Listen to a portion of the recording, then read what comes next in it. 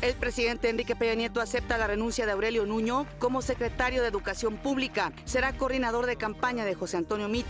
Le agradezco su servicio al gobierno de la República, a nuestro país, los servicios que ha prestado a México y le deseo el mayor de los éxitos en sus nuevos proyectos. Muchísimas gracias, Aurelio.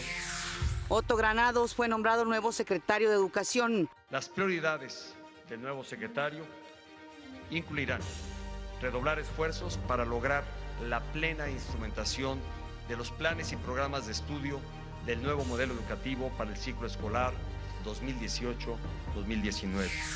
José Antonio Meade se reúne con el líder del partido Nueva Alianza, Luis Castro. Miguel Ángel Mancera también se reúne con Ricardo Anaya. Al recibir la medalla Belisario Domínguez, Julia Carabias llama a abrir un debate profundo e incluyente en torno a la Ley de Seguridad Interior. Considero que es de gran importancia abrir un debate profundo e incluyente que permita encontrar una salida que reconozca la labor realizada por las Fuerzas Armadas. La FEPADE continúa con la investigación del caso Odebrecht. Inicia en la Ciudad de México la reconstrucción de planteles educativos. Reacciones en todo el mundo por la decisión de Trump de trasladar la embajada de Estados Unidos de Tel Aviv a Jerusalén.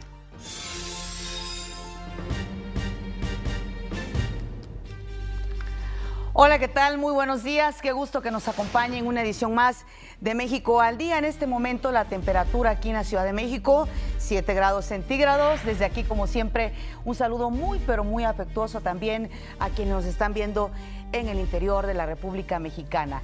Y también, por supuesto, saludo con mucho gusto a Miguel González, que esta semana nos acompaña con el lenguaje de las señas. Vamos a las noticias. En Los Pinos, el presidente Enrique Peña Nieto aceptó la renuncia de Aurelio Nuño como secretario de Educación Pública y a la vez nombró a Otto Granados, quien se desempeñaba como subsecretario de Planeación y Evaluación y Coordinación de la SEP, como nuevo secretario de Educación Pública.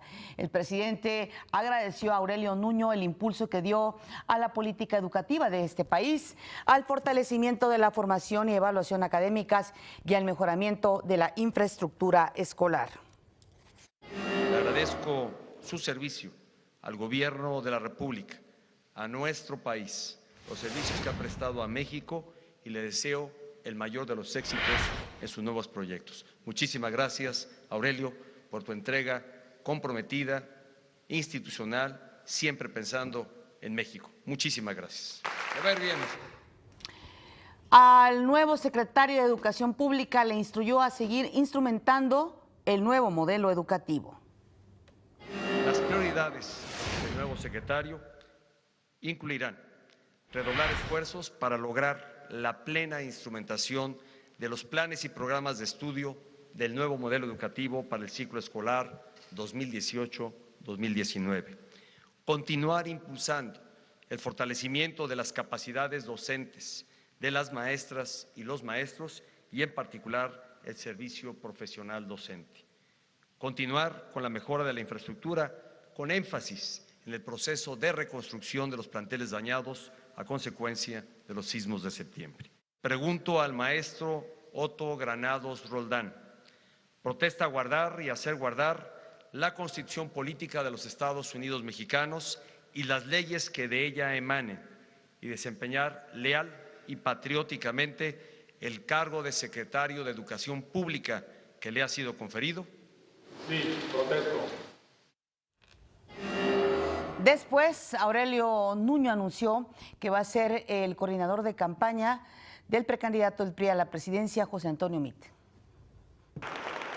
Más tarde, en el Salón Iberoamericano de la SEP, el exsecretario de Educación Pública, Aurelio Nuño Mayer, anunció que se integrará a la coordinación de la precampaña a la presidencia de José Antonio Meade. He aceptado, muchas gracias. Por supuesto que he aceptado esta generosa invitación con muchísimo gusto y con muchísimo entusiasmo. Yo estoy convencido que la preparación, que la experiencia, que la visión, que la fortaleza y que el liderazgo del doctor Meade son los que nos van a permitir que el cambio y la transformación de México pueda continuar. Nuño Mayer dijo que haber estado frente a la Secretaría de Educación Pública fue un honor y una gran responsabilidad para la transformación educativa. Hoy podemos decir que hemos emprendido una de las mayores transformaciones en la educación de México y por lo tanto también de nuestro país. Que gracias al trabajo de cada uno de ustedes hemos logrado cambios extraordinarios.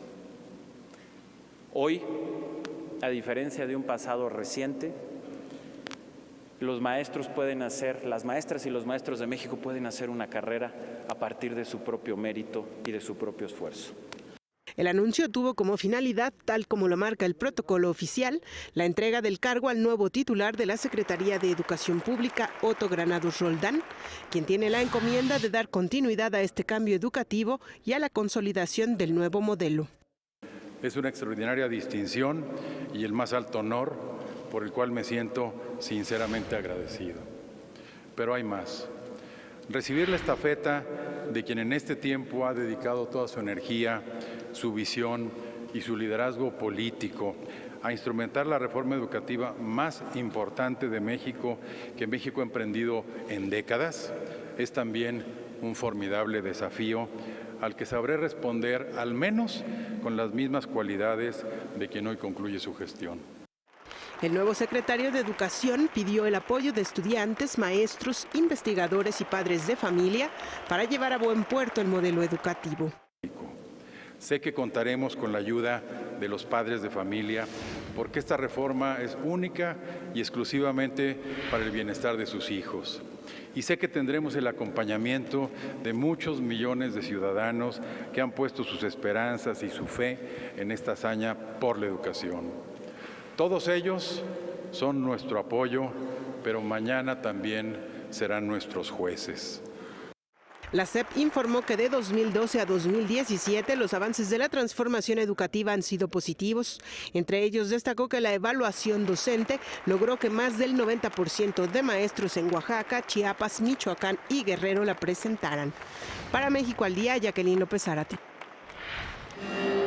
Otto Granados tiene 61 años, es originario de Aguascalientes, es licenciado en Derecho por la UNAM y maestro en Ciencia Política por el Colegio de México.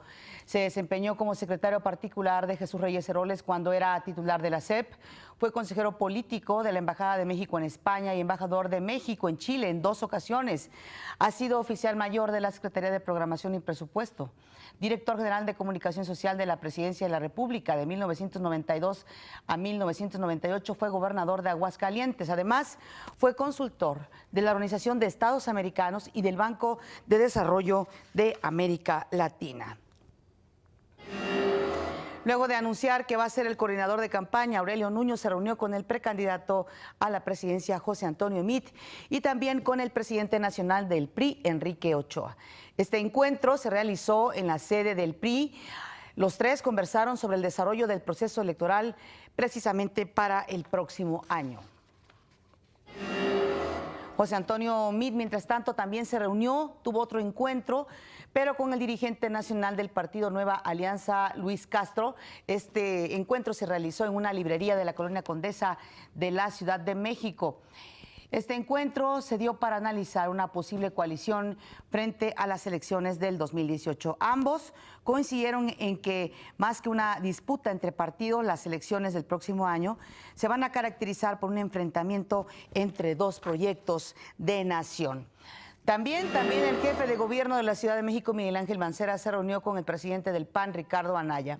Mancera dijo que esta reunión tuvo como fin dialogar sobre el método de selección del candidato del Frente Ciudadano por México, el cual tendrá que registrarse a más tardar el 14 de diciembre. Dijo que él no va a ser un factor de división en el frente y que su decisión de competir se basará en lo que disponga su partido, que es el PRD. Nosotros vamos a hacer una pausa. Le recuerdo que está usted viendo México al Día.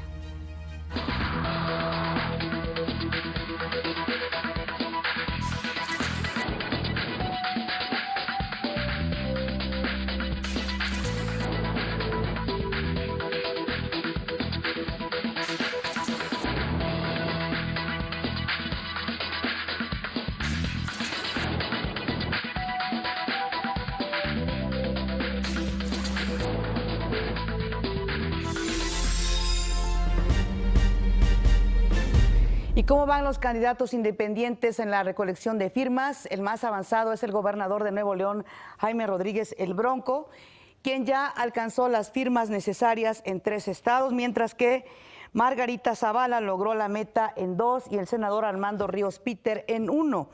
Les recuerdo que uno de los requisitos precisamente que pide la ley para obtener el registro como candidato independiente es presentar firmas de respaldo de al menos 1% de la lista nominal en 17 estados. El otro es conseguir aproximadamente 866,953 firmas como mínimo para obtener precisamente este registro como candidato a la presidencia de manera independiente.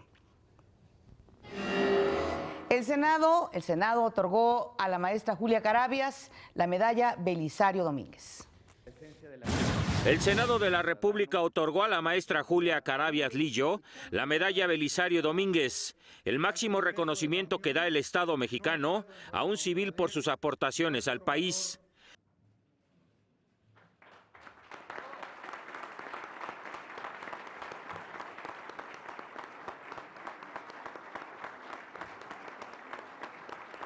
Ante la presencia del presidente Enrique Peña Nieto, los representantes del Congreso de la Unión y de la Suprema Corte de Justicia de la Nación, además de familiares, colegas y amigos de la galardonada, Julia Carabias habló de la necesidad de replantear la política de conservación de la naturaleza.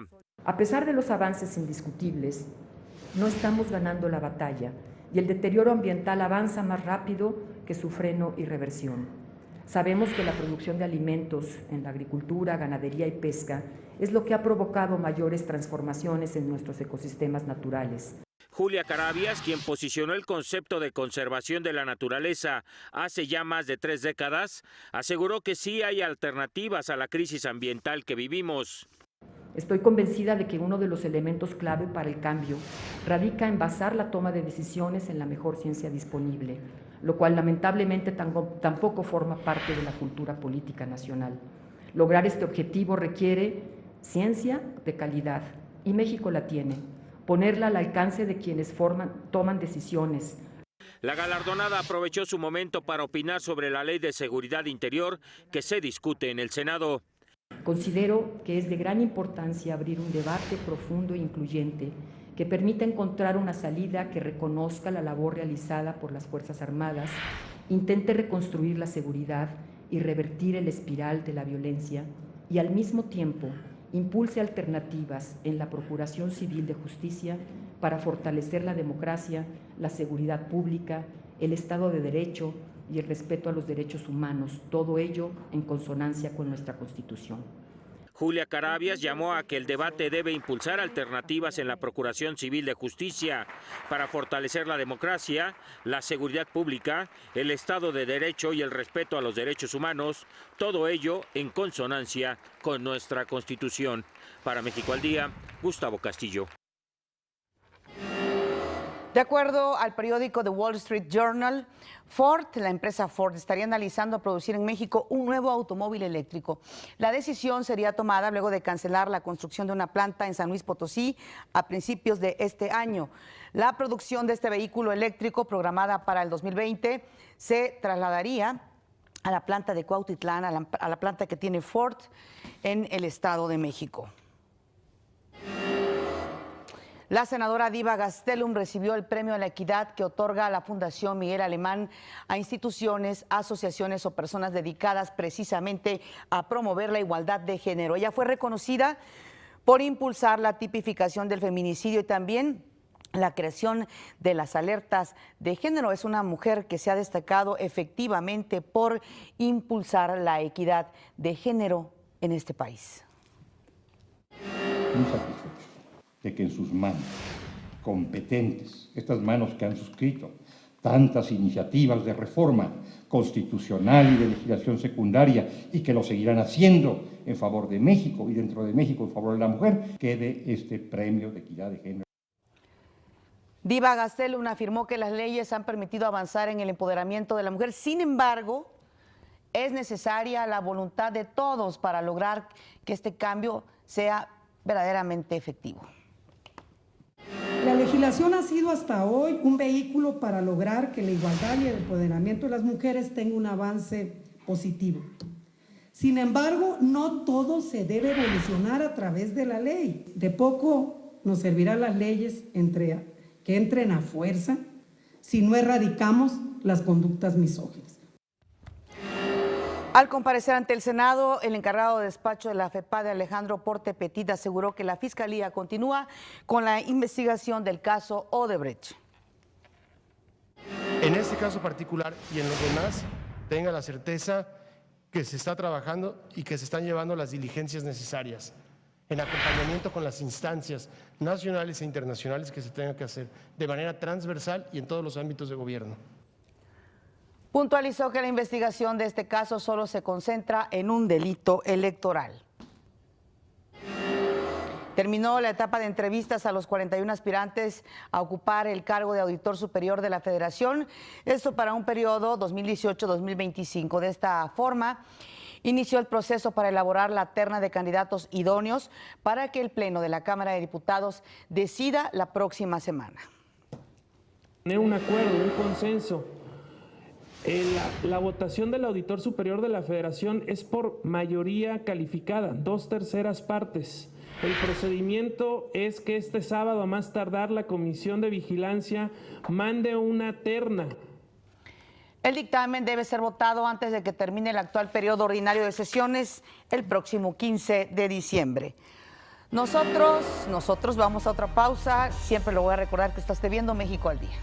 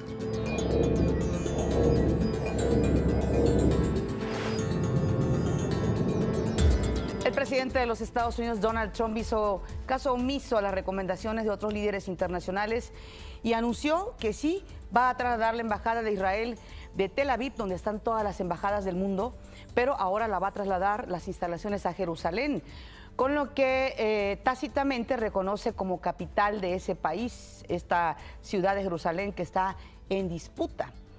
Aseguró que es momento de cambiar la estrategia en favor de la paz porque dijo, tras 20 años de que los mandatarios estadounidenses renunciaron a tomar esa decisión, no se ha alcanzado el objetivo. Determiné que es tiempo de reconocer oficialmente a Jerusalén como la capital de Israel. No es más ni menos que reconocer la realidad y también lo correcto, lo que se tenía que hacer. Después de 2 décadas de renuncias, no estamos más cerca de un acuerdo entre israelíes y palestinos. Sería tonto pensar que repitiendo la misma fórmula se produciría otro resultado o uno mejor. Jerusalén es una ciudad que ha estado en medio del conflicto territorial entre Palestina e Israel desde que Naciones Unidas decretó la partición del Estado, tanto judío como palestino. Además, es un lugar sagrado tanto para fieles de las 3 grandes religiones monoteístas, judíos, cristianos y musulmanes. Desde 1967, Israel ejerce una soberanía de facto sobre Jerusalén. Sin embargo, esta no es reconocida por la comunidad internacional. Ahí está el punto importante. Por su parte, el primer ministro de Israel, Benjamín Netanyahu, calificó este hecho como un hito histórico, por supuesto. Esta decisión refleja el compromiso del presidente Trump con una verdad antigua pero perdurable, con el cumplimiento de sus promesas y el avance de la paz. Jerusalén ha sido la capital del pueblo judío durante 3.000 años. Ha sido la capital de Israel durante casi 70 años. En contraparte, líderes internacionales condenaron la medida anunciada por Trump. El presidente palestino Mahmoud Abbas aseguró que esa decisión viola todas las resoluciones y acuerdos internacionales. El presidente de Turquía, Recep Tayyip Erdogan, dijo que se beneficiaría a los terroristas y calificó la acción como un paso erróneo que va a provocar la indignación pública. Hay que recordar que ya había adelantado que incluso podría romper relaciones diplomáticas con Israel. Los gobiernos de Francia, Alemania, Rusia, Egipto y China expresaron su preocupación por el posible agravamiento de las tensiones locales. Mientras tanto, la Cancillería de nuestro país aseguró que la Embajada de México se mantendrá en Tel Aviv. En California, un incendio forestal que se desató desde el lunes fue declarado como fuera de control y con un crecimiento exponencial. Vea usted las imágenes que son realmente impactantes. El fuego localizado en el condado de Ventura, al noroeste de Los Ángeles, ya cubrió 182 kilómetros cuadrados. Además, ha dejado a su paso 150 edificios dañados y el desalojo de 27,000 personas. Más de 1,000 bomberos están combatiendo o tratando de combatir las llamas. El gobierno de México expresó su solidaridad con California y también ofreció dar asistencia a los mexicanos que pudieran estar afectados por la conflagración.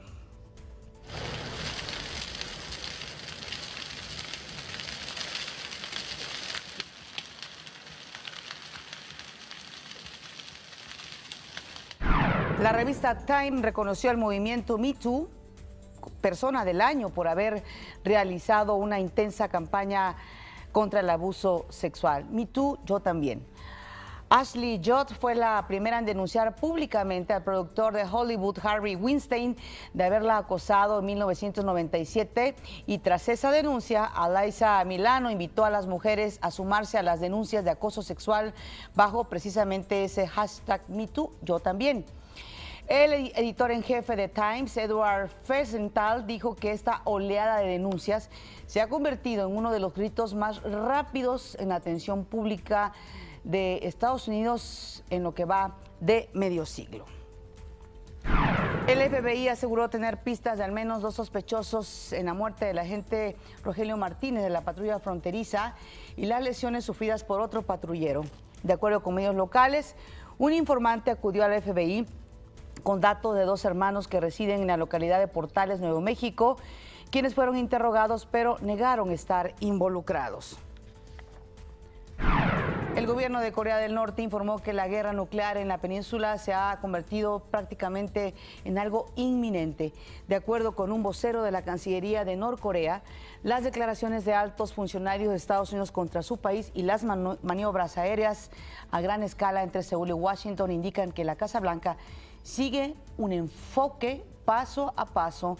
¿Para qué? Pues para provocar una guerra en esa parte del mundo. El presidente de Rusia, Vladimir Putin, anunció que sí va a competir por otro periodo al frente del Kremlin en las elecciones del 2018. De ganar, gobernaría hasta el año 2024. En un evento con jóvenes deportistas, Putin habló sobre el por qué busca la reelección en Rusia. Mejorar la vida de las personas en nuestro país, fortalecer el país, protegerlo mejor y mirar hacia el futuro. Es posible alcanzar estos objetivos solo bajo una condición: si la gente confía en mí y me apoya. ¿Ustedes apoyarían esa decisión? El expresidente de Cataluña, Carles Puigdemont, aseguró que se va a quedar en Bélgica. Esto sin importar que las autoridades de España retiraron la orden de arresto internacional en su contra. Hay que recordar que las campañas rumbo a la elección del próximo 21 de diciembre en Cataluña ya iniciaron y Puigdemont busca recuperar el cargo del que fue destituido. Vine a Bruselas, la capital europea, donde podemos defender mejor nuestros derechos, y esto probablemente no cambiará. Por el momento planeamos quedarnos aquí. El gobierno de Honduras levantó el toque de queda decretado el viernes en 8 departamentos ante el hecho de que no se hayan registrado hasta este momento actos de violencia.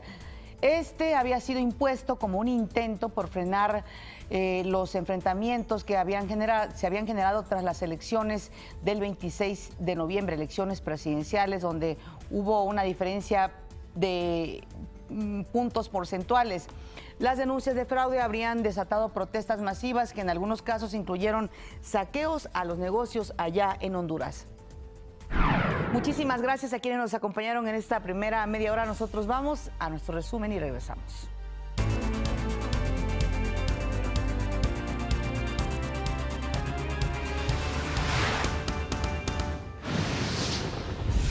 El presidente Enrique Peña Nieto aceptó la renuncia de Aurelio Nuño como titular de la SEP. Será coordinador de campaña de José Antonio Meade. Otto Granados Roldán fue nombrado secretario de Educación Pública. Las prioridades del nuevo secretario incluirán redoblar esfuerzos para lograr la plena instrumentación de los planes y programas de estudio. El presidente de la Junta de Coordinación Política de la Cámara de Diputados, Marco Cortés, informó que el 13 de diciembre se va a realizar una sesión solemne en memoria de las víctimas del sismo. Pero también un reconocimiento a todos los brigadistas, a las Fuerzas Armadas y a todos aquellos que colaboraron de forma solidaria en este momento de crisis en nuestro país. Agregó que en la sesión del jueves se estará haciendo el reconocimiento y entrega precisamente de la medalla Eduardo Neri. La SEP inició con la reconstrucción total de las escuelas que resultaron con daños mayores debido a los sismos. Durante la colocación de la primera piedra de la secundaria técnica número 17 en Coyoacán, el director general del Instituto Nacional de Infraestructura Física Educativa, Héctor Gutiérrez de la Garza, informó que comenzarán las obras de reconstrucción en por lo menos 6 planteles aquí en la Ciudad de México. Confirmó que se está en tiempo y forma con el cronograma para cumplir con la reconstrucción de 276 escuelas de daño total, 11,000 parcial y más de 5,000 con daños menores. La Secretaría de la Defensa se refirió ante senadores, representantes de la ONU y organizaciones sociales sobre la Ley de Seguridad Interior que fue llevada al Senado para su análisis tras la aprobación en la Cámara de Diputados. El general de Brigada de Justicia Militar, Alejandro Ramos Flores, jefe de la Unidad de Asuntos Jurídicos de la Sedena, dijo que esta legislación no asegura la presencia militar en las calles. Dijo que la ley especifica que las Fuerzas Armadas podrán ser empleadas como último recurso en caso de que las autoridades civiles sean insuficientes, lo que no significa, como algunos dicen, que se vaya a militarizar al país. La Organización Mundial de la Salud nombró al doctor José Narro, integrante de la Comisión Mundial de Alto Nivel sobre Enfermedades No Transmisibles. El doctor Narro, secretario de Salud, agradeció este reconocimiento y aseguró que hay que redoblar esfuerzos en materia de salud, sobre todo en el combate al consumo de drogas, consumo que ha aumentado de manera considerable en nuestro país, especialmente entre los jóvenes. La señora Angélica Rivera conmemoró el Día Internacional de las Personas con Discapacidad, ante quienes reiteró su compromiso de trabajar para dar atención a este sector de la sociedad y también mayores oportunidades de salud, educación y empleo. Incluir significa respetar y significa aceptar, conocer y entender al otro, dar el mismo trato que nos gustaría recibir. Yo estoy segura que todos juntos lo estamos logrando, porque, como dijo mi esposo, el presidente de la República, su causa es siempre y será siempre nuestra causa. En este evento se firmaron compromisos con la Convención sobre los Derechos de las Personas con Discapacidad para promover sociedades inclusivas, pero sobre todo sustentables. Actualmente en nuestro país hay 7.1 millones de personas con alguna discapacidad. En este mes, el índice de confianza del consumidor subió 5.6% respecto al mismo periodo, pero del año pasado, y 1% en comparación con el mes anterior, según informó el INEGI. También dio a conocer que en septiembre el mercado interno de nuestro país registró un aumento de 3.4% respecto al mes, pero del año pasado, y de 0.8% en relación con agosto de este mismo año. Alfonso Navarrete Prida, secretario del Trabajo, aseguró que las juntas de conciliación y arbitraje son herramientas fundamentales para conservar la paz laboral en nuestro país. Esto lo dijo luego de acudir al informe anual de labores de Aurora Cervantes, presidenta de la Junta Federal de Conciliación y Arbitraje. Se está conciliando como nunca en beneficio de los trabajadores, que se han devuelto 138,000 millones de pesos a quienes les correspondían, que la Junta hoy por hoy es uno de los grandes factores de paz laboral en el país y que tenemos retos como el tema de los periciales, como el tema de ser más expedita la justicia, como el tema de trabajar con las instituciones de seguridad social. Vamos a las breves de este país.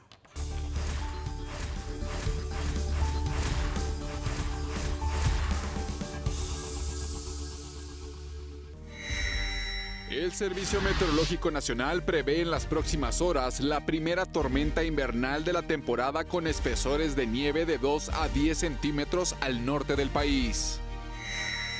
Luego de estar al frente de la Arquidiócesis Primada de México desde 1995, es aceptada la renuncia del cardenal Norberto Rivera Carrera. El arzobispo Carlos Aguilar Retes se perfila como sucesor. En Coahuila fallece niña de 11 años por aparente intoxicación luego de que sus padres la automedicaran tras presentar síntomas de vómito y diarrea. Con motivo de los festejos guadalupanos, la línea 6 del Metrobús operará el día 11 de diciembre de las 10 a las 0 horas y el día 12 de 4:30 a 0 horas.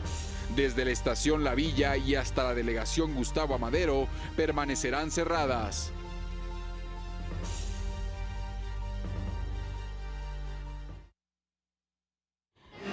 Con motivo del Día Internacional del Voluntariado, la Cruz Roja Mexicana reconoció el compromiso y la vocación de servicio con la que cuentan todas las personas que forman parte de su red de voluntarios, misma que suma más de 43,500 en todo el país. Este año el reconocimiento fue especial ya que se destacó la labor de los voluntarios frente a la tragedia que representaron los sismos del 19 de septiembre.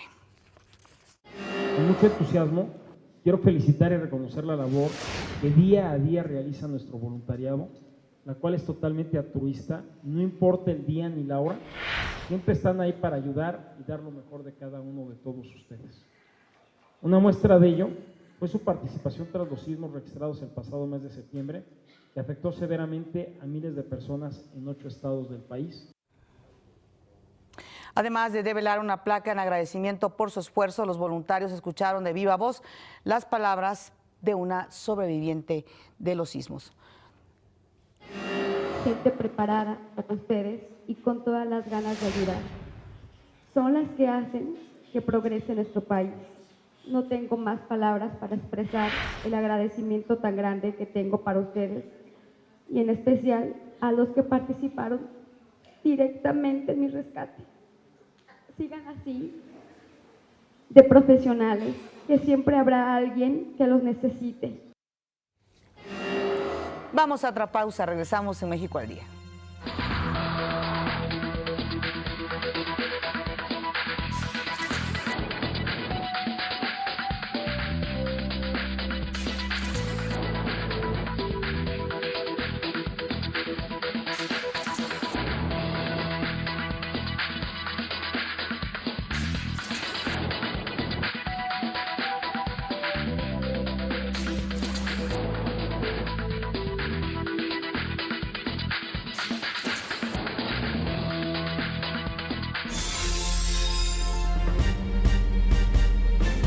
Es oficial ya, el Vaticano acaba de dar a conocer que Carlos Aguiar es el nuevo cardenal primado de México. El arzobispo de Tlalnepantla fue nombrado arzobispo de la Ciudad de México. Más adelante le tendré más detalles de esto, que ya fue publicado en Le Observatore Romano, que es el diario oficial precisamente del Vaticano. Nos vamos a comunicar, y se lo agradezco muchísimo, con Rina Musali, internacionalista, con quien vamos a hablar de todo esto que ha desatado esta tormenta hasta este momento mediática provocada otra vez por Donald Trump al reconocer a Jerusalén como capital de Israel. Rina, gusto en saludarte, muy buenos días y sobre todo para que nos expliques por qué se desataron estas reacciones en este momento en contra en todo el mundo por lo que ayer anunció Donald Trump. Hola Pati, muy buenos días y me da muchísimo gusto saludar a todo el auditorio que te acompaña. Pues mira, fue un día ayer bastante complicado, todos sabemos que esta medida que ha tomado Donald Trump de trasladar la capital, es decir, de trasladar la embajada de Estados Unidos de Tel Aviv a Jerusalén, algo que no va a ser de manera tan rápida y tan inmediata, por lo menos se espera que se concrete no antes del 2021, es decir, todavía 3 o 4 años más. Pues es una medida incendiaria porque inflama más el conflicto palestino-israelí, cosecha mayor incertidumbre y volatilidad en una región muy, muy conflictiva para el mundo. Y además, pues este conflicto ha sido catalogado, considerado como la principal discordia de inestabilidad en el Medio Oriente. Entonces, es una medida que deberíamos de contextualizar dentro del convulso tablero geopolítico del Medio Oriente, porque como tú sabes, Pati, el 4 de noviembre vino una crisis política en Líbano con la renuncia de Saad Hariri, este primer ministro sunita. Luego tenemos una guerra en Siria que ya ha cobrado más de 500,000 muertos, 6 millones de refugiados, muchísimos desplazados, entre ellos niños, y también ha ocasionado una crisis de migrantes y desplazados que ha tocado todas las puertas de la Unión Europea, generándoles también embates y una crisis interna. Tenemos la guerra de Yemen. Hace unos días se dio el asesinato del expresidente al-Saleh por parte de los rebeldes hutis que están siendo financiados por Irán. Todo esto se enmarca dentro del conflicto palestino-israelí. También esta idea de Donald Trump de su intención de no certificar el programa nuclear de Irán, es decir, este programa que fue apoyado por el G5+1, que son los 5 países miembros del Consejo de Seguridad más Alemania. Tenemos también un cambio de piel en Arabia Saudita con el príncipe heredero Bin Salman, que ha hecho una purga anticorrupción y que ha establecido una serie de reformas bajo la visión 2030, en donde se está dando la sucesión, y todo esto genera fricciones y tensiones. Y también algo interesante, el 12 de octubre se dio esta reconciliación intrapalestina, en donde Hamas decide entregarle los poderes administrativos a Al-Fatah, es decir, Al-Fatah que gobierna la franja de Cisjordania. Como sabemos, los palestinos en materia de gobierno están divididos en 2 partes y hay también divisiones internas muy importantes. Entonces, traemos un escenario altamente intrincado, de alto voltaje, un nodo geopolítico muy, muy conflictivo, y ahora se suma esta decisión de Donald Trump de reconocer a Jerusalén como la capital de Israel. Como diría el clásico, ¿pero qué necesidad? Pues mira, realmente Donald Trump lo que hace es darle respuesta a sus votantes. Donald Trump ha cumplido ya 300 días de gobierno en Estados Unidos, los ha superado. Hace prácticamente un año, el 6 o 7 de noviembre, se dieron elecciones en Estados Unidos y él está obedeciendo a su votante, a su voto duro y a todo este juego de alianzas que fue apoyado para que Donald Trump llegue a la presidencia.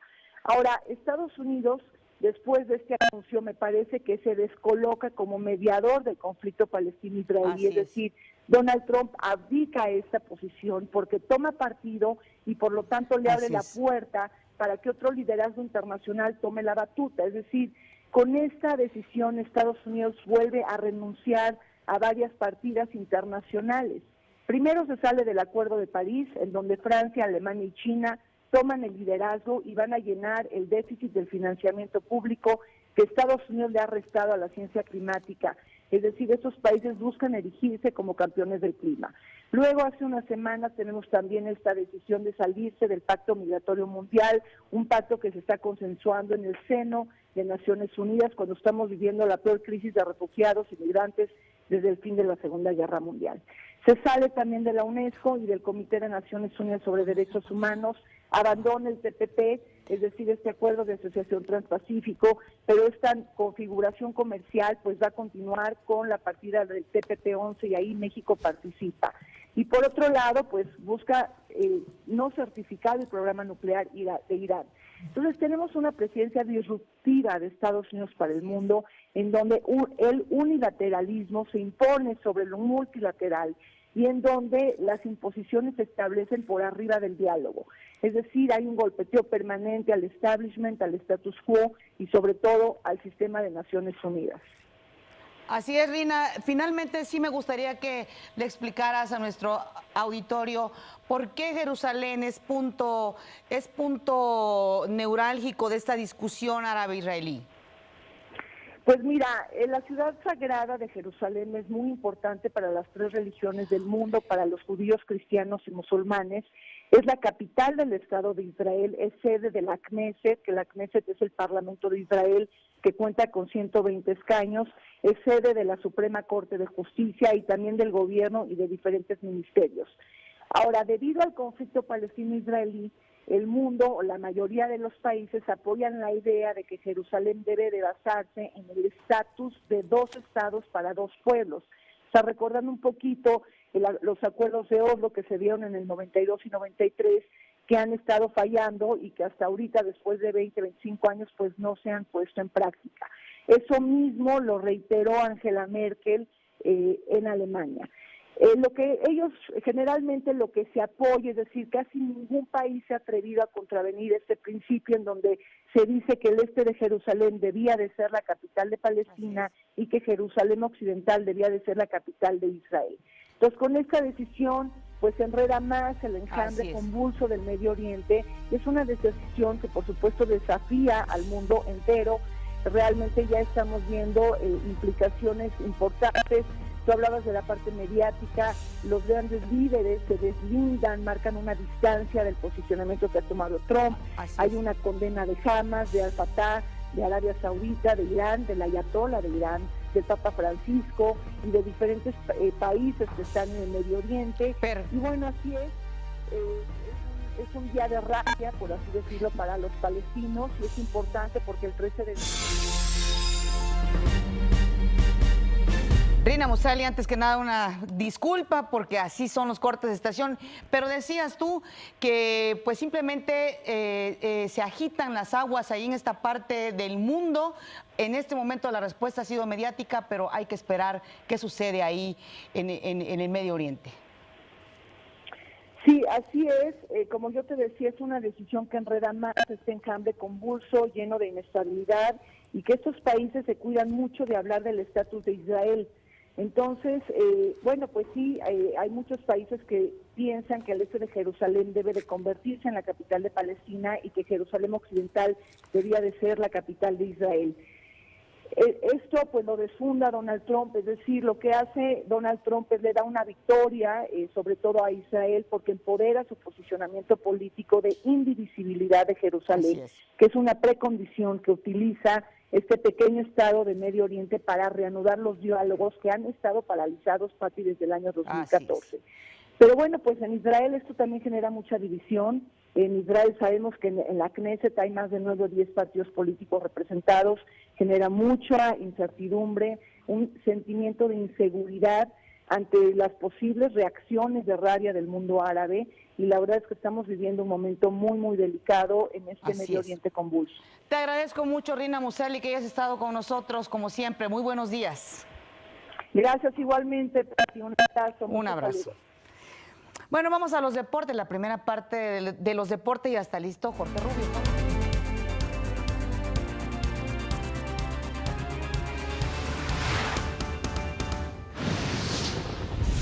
La SEP inició la reconstrucción total de las escuelas que resultaron con daños mayores a consecuencia de los sismos. La Organización Mundial de la Salud nombró al Dr. José Narro Robles, integrante de la Comisión Mundial de Alto Nivel sobre Enfermedades No Transmisibles. El índice de confianza del consumidor subió 5.6% respecto al mismo mes del año pasado, informó el INEGI. La señora Angélica Rivera de Peña conmemoró el Día Internacional de las Personas con Discapacidad. En noticias internacionales, la revista Time reconoció al movimiento #MeToo como persona del año por haber realizado una intensa campaña contra el abuso sexual. Más adelante, los estudios Churubusco abren sus puertas al público por primera vez en 72 años de existencia con la muestra La Fábrica de Cine. Y en los deportes, Nets de Brooklyn y Oklahoma City disputarán hoy un juego de temporada regular de la NBA en la Ciudad de México.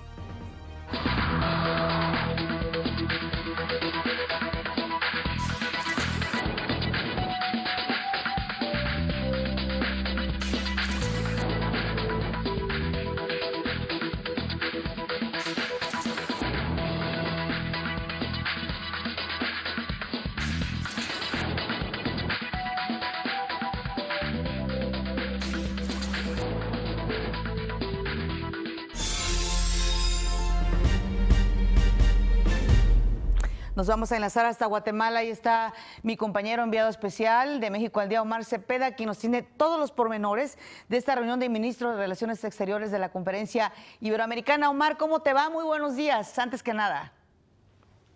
Muy buenos días, amigos de México al Día. Pati, es un placer saludarte nuevamente esta mañana ya de jueves. Estamos a unas cuantas horas de que inicie pues esta reunión ministerial de cancilleres de todo Iberoamérica. Se espera la presencia del canciller mexicano Luis Videgaray, quien por supuesto estará participando con sus homólogos iberoamericanos para concretar los esfuerzos que se han venido desarrollando desde la cumbre, la última cumbre de jefes de Estado en Colombia, y por supuesto ir concretando las nuevas agendas de los ministros rumbo a la próxima cumbre de jefes de Estado el próximo noviembre aquí mismo en la antigua Guatemala.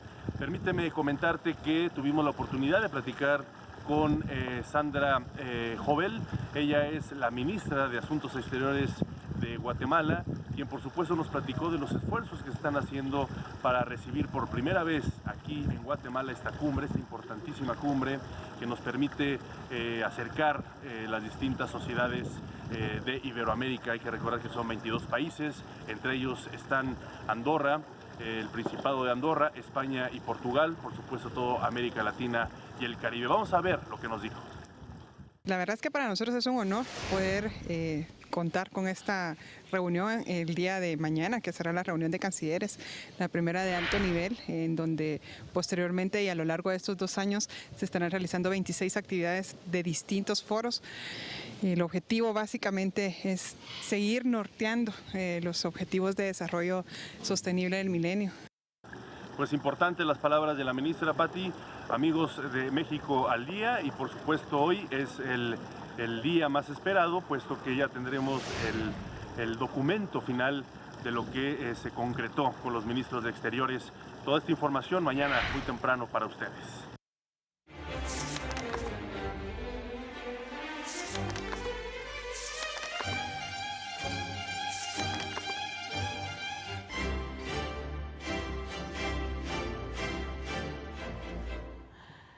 Bueno, hoy en nuestra sección de Una Mirada a la Cultura es un gusto que esté con nosotros Dmitry Znamensky. Él es jefe de la representación de la agencia rusa Rossiya Segodya en México. No sé si lo pronuncié bien, pero él nos va a hablar de la exposición de obras ganadoras del Premio Internacional de Fotoperiodismo Andrei Stenin. Dmitry, muchísimas gracias por estar con nosotros. Muy buenos días, muy amable. Y sobre todo para que nos hables de este Premio Internacional de Fotoperiodismo. No, quisiera empezar con un momento bastante interesante para los mexicanos. Es que nuestro concurso ya tiene 3 años, pero por la primera vez llega en la América Latina. Y esta gira se inició con México. Entonces, los espectadores mexicanos son los primeros que pueden apreciar esta exposición, que, digo otra vez, ya existe 3 años y ya pasó muchos continentes y muchos países. Entonces, este año en el concurso participan más que 5,000 obras de 76 países. De los 76 países, son 4 rúbricas de participación y tenemos un premio, un gran premio de 500.000 rublos, es casi 150.000 pesos o un poquito más. Sí, y la misión principal de este concurso es apoyar apoyar a los fotógrafos jóvenes, apoyar en el nicho internacional, sí, para ayudarles. Me gustaría preguntarte, Dimitri, ¿por qué escogieron México como punto de partida de América Latina? Y también si nos puedes dar tu opinión sobre cómo ves el fotoperiodismo en nuestro país. Mire, México nosotros escogemos por razón, porque México es una de las potencias latinoamericanas, ¿sí? Además, aquí tenemos buenas relaciones, nuestra agencia tiene buenas relaciones con agencias del Estado Notimex, por eso nos apoyaron, nos ayudaron, y aquí, como yo sé, por ejemplo, sí, los espectadores mexicanos son muy abiertos para saber algo nuevo, para ver algo nuevo.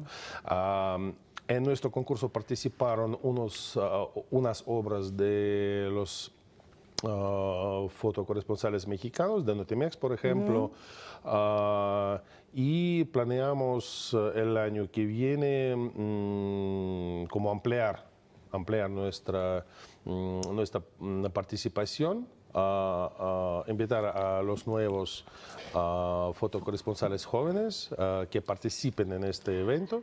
La convocatoria estará el día 22 de diciembre, es el día de cumpleaños de Andrei Stenin, nuestro fotocorresponsal matado en Ucrania en el año 14. Así es. Me gustaría que nos dieras detalles de dónde está esta exposición, hasta cuándo va a estar, cuántas obras comprenden y cuál ha sido en este momento la respuesta que ha tenido por parte del público mexicano, Andrei. La exposición está colocada en el centro de la imagen, aquí en la Ciudad de México, en Ciudadela.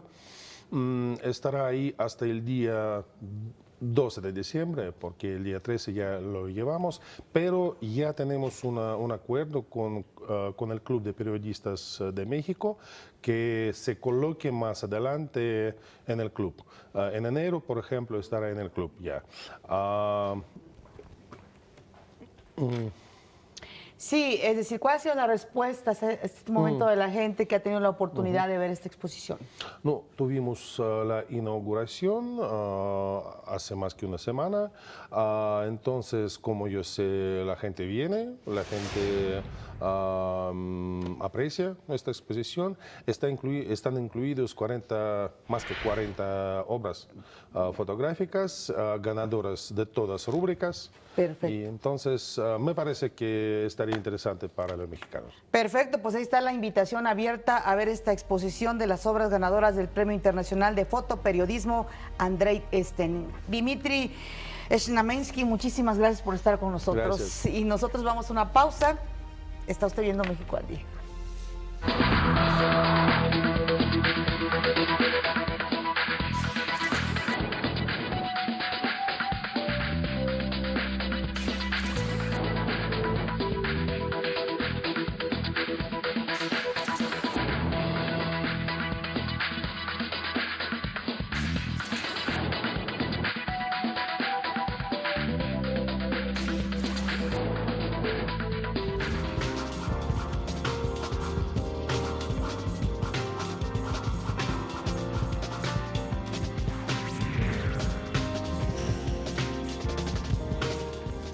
Artesanos del país fueron reconocidos por su trabajo en favor de la alfarería mexicana. En la sede de la Secretaría de Cultura se realizó la entrega del Premio Nacional de Cerámica 2017 a maestros artesanos de Chiapas, Veracruz, Michoacán, Jalisco, Chihuahua y Estado de México. Celebramos su talento porque ustedes hacen de la artesanía la voz que expresa en el mundo la belleza de nuestras tradiciones. Enriquecen el patrimonio cultural de nuestro país y nos dan identidad y orgullo. Nos permitió constatar una vez más la riqueza cultural que encierra el mapa geográfico de nuestro país y confirmar porque el trabajo artesanal ha sido y sigue siendo una presencia fundamental en la imagen de México en el mundo. Se entregaron reconocimientos a las obras más destacadas en 7 categorías: cerámica contemporánea, alfarería vidriada sin plomo, cerámica tradicional, escultura en cerámica en miniatura, cerámica navideña y figura en arcilla. Gané en la categoría de escultura. Creo que es importante también reconocer que es algo que se hace muchísimo en México. La cerámica está en todos los estados. Para mí representa pues muchos años de esfuerzo, aprendizaje, enseñanzas. Es bueno para que las demás personas vean que sí se puede y que se motiven, que no muera esto, porque cada día se hace menos. El galardón tiene el propósito de promover y fomentar la alfarería mexicana tradicional y contemporánea. En su edición 41, el Premio Nacional de Cerámica consistió en una presea, un diploma y un estímulo económico de 130,000 pesos. Es buenísimo y creo que nos apoya muchísimo a seguir produciendo, a equipar nuestros talleres, y es un apoyo que para mí creo que es bueno que esté cada año. Para México al Día, Rufino Enríquez González. Los estudios Churubusco abren sus puertas al público por primera vez en 72 años de existencia con la muestra La Fábrica de Cine. En el vestíbulo del edificio Luis Buñuel se exhiben 150 objetos emblemáticos, 500 fotografías de momentos inolvidables del cine nacional, así como sets, vestuarios y un montaje interactivo. El propósito del recorrido es que el visitante redescubra la historia que ha pasado por estos muros, foros y salas de los legendarios estudios Churubusco. La muestra que hoy se inaugura proyecta la historia de los estudios en el tiempo. Reconoce con orgullo el talento de los creativos y técnicos que por 72 años han colaborado en la creación de películas. Sí, es una muestra que habla de la historia y del pasado del estudio, pero también habla de su presente y nos proyecta hacia el futuro. Lo mejor de todo, ¿sabes qué es? Que estén los estudios Churubusco de pie. Eso es lo más bonito. Porque en México tenemos la mala costumbre de tirar cines, de tirar estadios. Gracias a Dios existen los estudios Churubusco. La Fábrica de Cine estará abierta de martes a domingo de 10 de la mañana a 6 de la tarde hasta el 1 de abril del 2018. Los músicos Bono y The Edge de la banda irlandesa U2 ofrecieron un breve concierto acústico en una estación del metro de Berlín, entre aplausos de decenas de viajeros sorprendidos, por supuesto, pues cómo no. Bono interpretó 3 canciones, entre ellas, bueno, pues una de las más conocidas, del tercer sencillo de su nuevo disco titulado Songs of the Experience. The amorous, the glamorous, a kiss, a fist, listen to this song. Get out of your own way.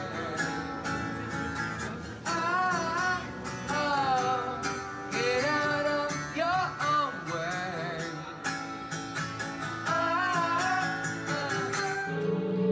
Imagínese que se encontrara usted a Bono en el metro de la Ciudad de México. Bueno, pues ahora nos vamos a enlazar con mi compañera Ana Cristina Olvera. Ella también está de enviada especial en Guatemala. Ana Cris, muy buenos días también para ti. Un abrazo antes que nada. Querida Pati, amigos de México al Día, pues sí, seguimos aquí en la antigua Guatemala en el marco de la reunión de cancilleres de Iberoamérica. Ya te adelantó un poco Omar de lo que sucederá el día de hoy, el día más esperado de esta semana de trabajos con personajes y representantes de toda la región. Te cuento yo un poco más del punto más importante de lo que vivimos ayer, que fue precisamente el informe de Cooperación Sur-Sur, la 10ª entrega de este informe, una plataforma que fue lanzada por la Secretaría General Iberoamericana y por la secretaria Rebeca Greenspan y que es única en el mundo en el sentido de que propone una cooperación más horizontal entre los países de la región y deja a un lado el concepto del asistencialismo. En este marco se reunieron los diferentes responsables de cooperación y coordinadores nacionales de cooperación de los países, de los 22 países de Iberoamérica, y también se firmaron algunos importantes acuerdos, como es la aportación de Chile a un foro de cooperación, a un fondo de cooperación sur-sur, o también, por ejemplo, otro acuerdo entre Chile y Perú para lanzar diferentes programas de cooperación que se coordinen de forma conjunta entre estos dos importantes países de Sudamérica. Como te dijo Omar, el día de hoy sería uno de los más esperados porque estarán llegando los cancilleres. Otro de los personajes destacables que va a llegar hoy es Alfonso Dastis, el canciller de España. Por supuesto que te tendremos mañana todos los detalles de lo que sucedió en esta reunión. Muchísimas gracias, Anita. Y como le decía yo, bueno, pues ya hubo nombramiento desde el Vaticano para el arzobispo de Tlalnepantla, pues ya fue nombrado precisamente como arzobispo de la Ciudad de México. Ha sido Carlos Aguiar, ha sido arzobispo de Texcoco, arzobispo de Tlalnepantla, presidente de la Conferencia del Episcopado Mexicano, presidente de la Conferencia del Episcopado Latinoamericano y del Caribe. Carlos Aguiar Retes, desde su servicio eclesial, ha participado en el desarrollo de una pastoral misionera para México y el continente, principalmente en el pontificado de Benedicto XVI, junto a quien fuera el arzobispo de Buenos Aires, Jorge Mario Bergoglio. Hoy el Papa Francisco, que hoy le da este nombramiento en sustitución del cardenal Norberto Rivera. Vamos a una pausa. Esto es México al Día.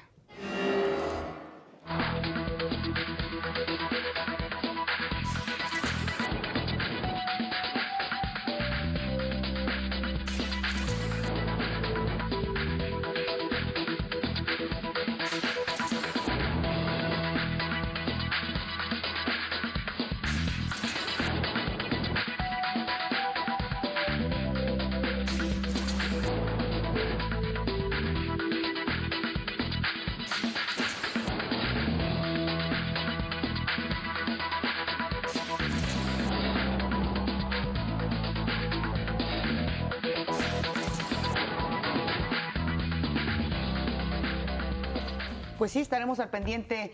Gracias, Jorge. Este jueves a mediodía el presidente Enrique Peña Nieto va a inaugurar la Expo México Alimentaria Food Show 2017 en el Centro Banamex. Y ahora vamos al resumen.